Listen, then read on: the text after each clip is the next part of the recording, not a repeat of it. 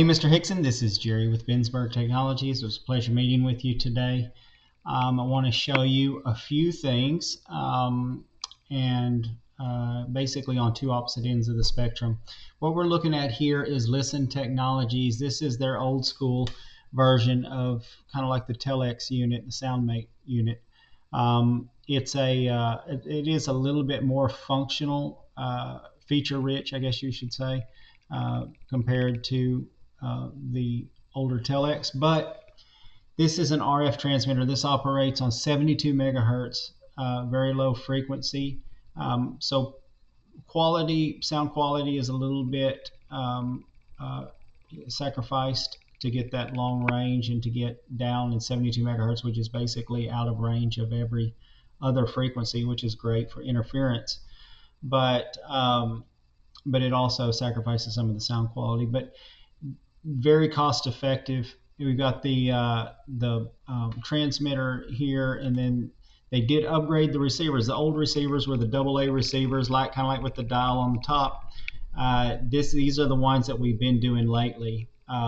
This is a rechargeable unit, headphone jack on the top, micro USB port for charging, and then volume up, volume down there with the two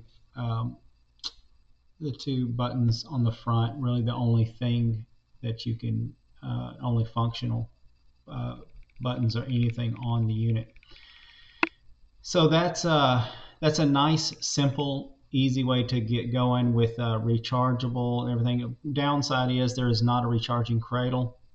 They're only recharged via the micro USB ports, and so you have to have a separate charger. They do have a 4-port charging block that you can use 2 of for 6 transmitters, but still a little bit to be said. It's not as clean. It's just they're kind of laying on the countertop with charging cables connected to them. This is, let me get to that really quick. Let me see. I'll show you the difference between the two. It's considerable. But this is the proposal for that, and I'll walk you through it. It's there it is. Our transmitter, $600. The receivers are like 100 something a piece. Then there's the 4-port USB charger that they recommend for it. There's 2 of those. And then the behind the head stereo headphones. It's the ones that kind of go over the ear and on top of the ear, but then go behind the head. It's kind of a nice compromise between over the head and in the ear. But either way, those are going to be about 30 something bucks a piece for that design. We've got the plaque just showing that there is assistive listening devices available upon request, and then mic cable and some labor to get it all connected and configured. So that's going to come out to, after tax, $2384.45. Okay, let's go back to the other one. This is going to be the one that I recommend. Let's go to this first. So let me show it to you. So this is the Infinium by Williams AV. It's a Bluetooth Auracast. That's the new, I think there was some different versions, not DBX, but something like that. There's some different versions of it. Auracast is the newest Bluetooth format. So this is Bluetooth Auracast. Williams is really proud that they're made in the US, but so basically this unit here mounts in the rack, so it's a lot cleaner. The other unit has to set up on the desktop with an antenna that screws down in the middle of it.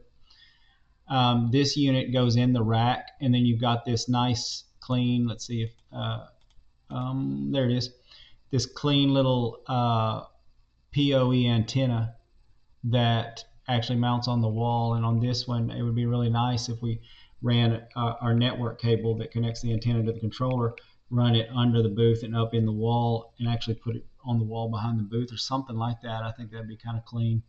Not necessary, but it would get it up and elevated, and it would kind of disappear back there.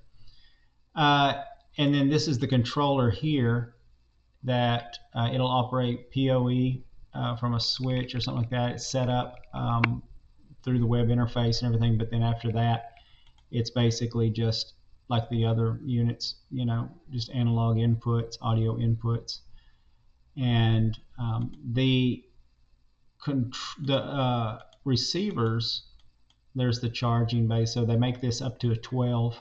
This is a 2, but they make a 2, 6, and a 12, I think, or maybe a 4 too as well. But and then this is the receiver itself. It's using volume up, volume down. But there's also you can select different channels, so you can set this up with multiple channels. But when you select the channel, it'll just show you basically the one input.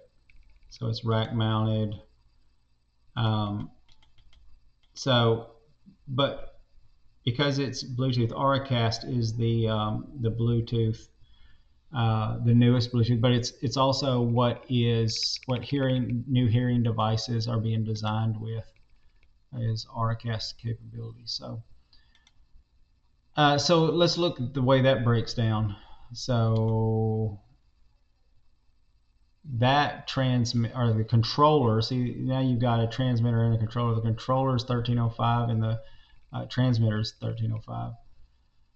And then you've got the receivers, which are, I think, 325 a piece, something like that. So they're about 2.5 times more expensive than the old analog ones. You've got a 6-bay charger that they just pop in, so that's nice and clean.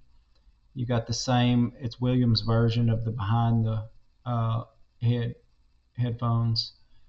You got the signage, and here we've got 50 foot of a Cat 6. I mean, it's not much on there, but it's just to remind us that we want to do that, to remotely place that antenna. But then materials and a little bit of labor, a little bit extra labor on this one. And so total on that one after tax, $6197.57. So I think the biggest difference between the two, besides one being, a Bluetooth, be better audio quality and everything, and the other one being lower frequency and kind of the old standard, biggest difference is the Auracast Bluetooth, so that hearing devices can connect directly to it without a belt pack. I think that's pretty incredible if you have somebody that has that capability. So let me know what you think. I'm going to send all of this to you, and you can just let me know how you want to go from here. All right. Thank you, sir.